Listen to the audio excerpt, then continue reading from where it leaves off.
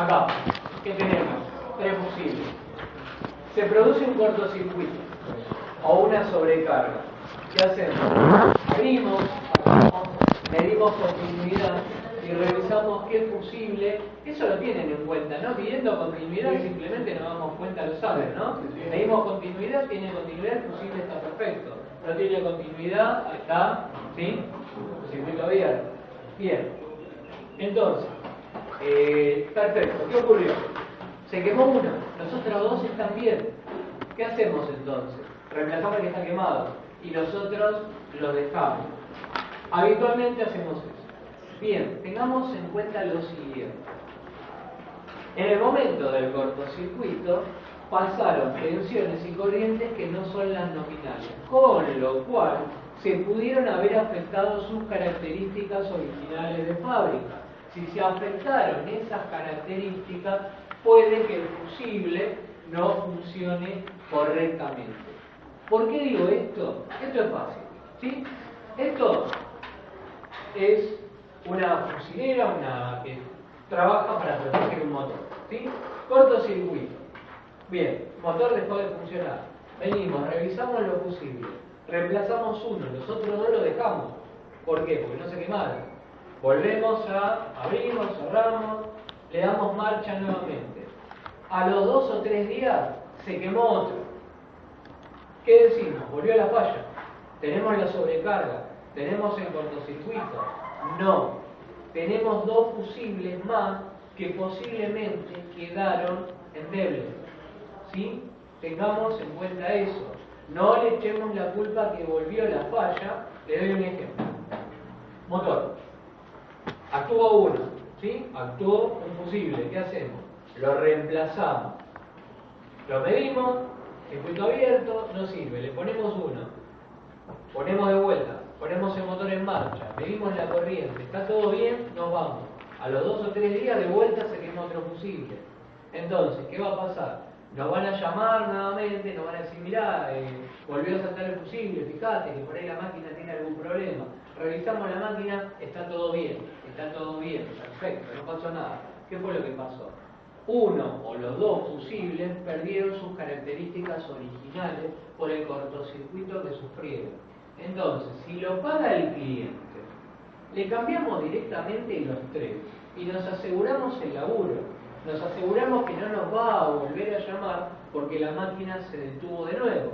Es decir, cambiamos los tres y de última los dejamos eso de repuesto para una emergencia, nos quedamos sin fusible, lo que sea, para poder reemplazarlo.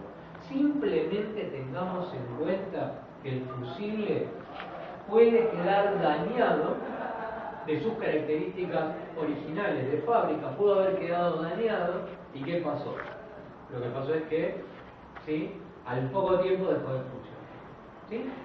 ¿Esto quedó claro? Son algunos detalles que tenemos que tener en cuenta. No lo cambien, pero si al poco tiempo tienen la misma falla, puede ser que el fusible haya quedado afectado por el cortocircuito de la sobrecarga.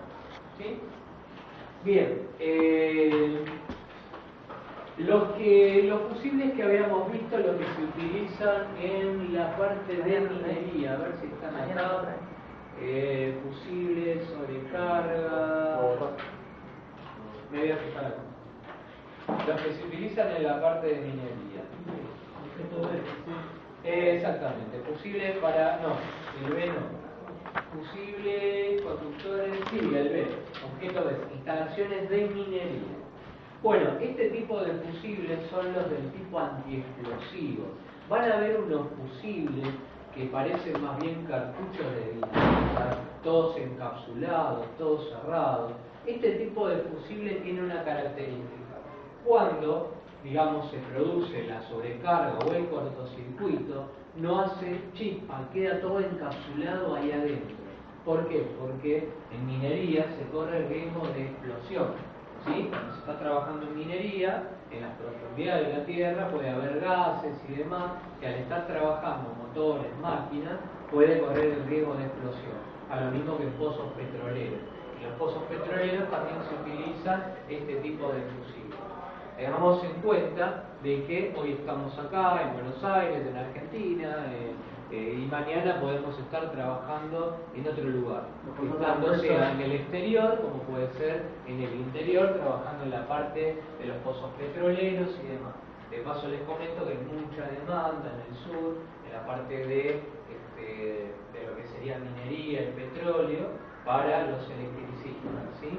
Mucha demanda y se paga muy bien, se gana muy bien, pero bueno, es un clima hostil, uno tiene que estar lejos de la familia durante mucho tiempo, pero bueno, hay demanda de trabajo en ese sentido. Se gana muy bien y se necesitan electricistas justamente que hagan mantenimiento de industria. Con lo cual, les sale la oportunidad, les sale el ofrecimiento, muchos por ahí no lo van a poder hacer o no lo van a querer hacer, pero otros por ahí sí, y se van a laburar al sur, a los pozos petroleros. Entonces tengamos en cuenta que esto existe también, ¿sí? Es parte de lo que se estudia. Bien, entonces básicamente para el examen lo que a mí me interesa es que tengan en cuenta las características principales de los fusibles al seleccionarlo. Esto que acabamos de poner acá es información que ustedes tienen que tener, las letritas que tienen, nos está indicando el funcionamiento de cada fusible, ¿sí? Es solamente para tener en cuenta esto. Si quieren, hay un listado mucho más grande que abarca todos los fusibles. Estos son los más utilizados en el área eléctrica. ¿Alguna duda, consulta con el tema de fusibles? ¿Algo que no le haya quedado claro? No, profesor, yo tengo... ¿Por qué dijiste que ese tipo de fusible no era recomendable para el transformador? La tabaquera. Sí.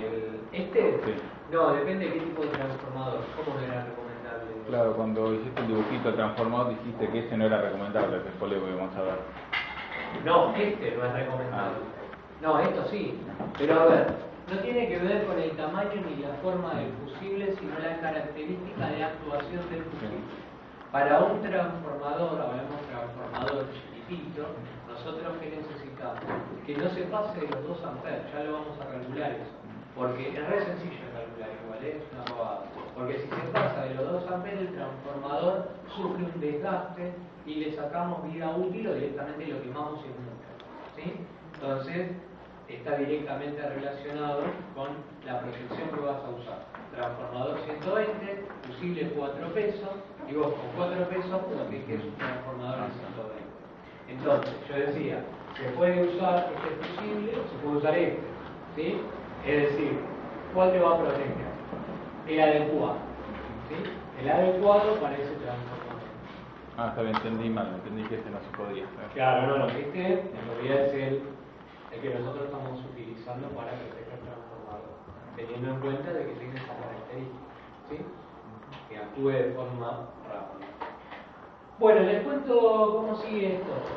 Ya terminamos con la parte fusible, vamos a ver termomagnéticas y diferenciales, la disposición de los tableros, tablero principal, tablero seccional, el dibujo técnico, vamos a hacer 4 y listo, lo que son los dibujos técnicos de las disposiciones. Vamos a pasar a líneas trifásicas para ya empezar a entender un poco la parte de 380 y ya arrancamos con la práctica. Calculo que para el viernes o el lunes de la semana que viene ya estaremos viendo lámparas, con lo cual, ni bien terminamos de ver las características principales de cada una de estas lámparas, vamos a hacer la práctica de las lámparas, ¿sí? Vamos a empezar a armar.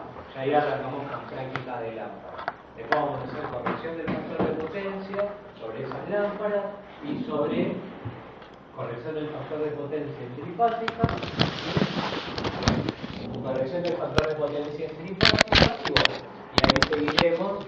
Y les comento para aquellos que están medio ansiosos, aproximadamente un mes y medio, no más de eso, ya estamos arrancando con todo lo que es la parte plena de planta, que es la que verdaderamente nos gusta a mí, esto me aburre un poco, que es la parte de automatización, ¿sí? Eso está muy bueno, así que bueno, en 2 días vamos a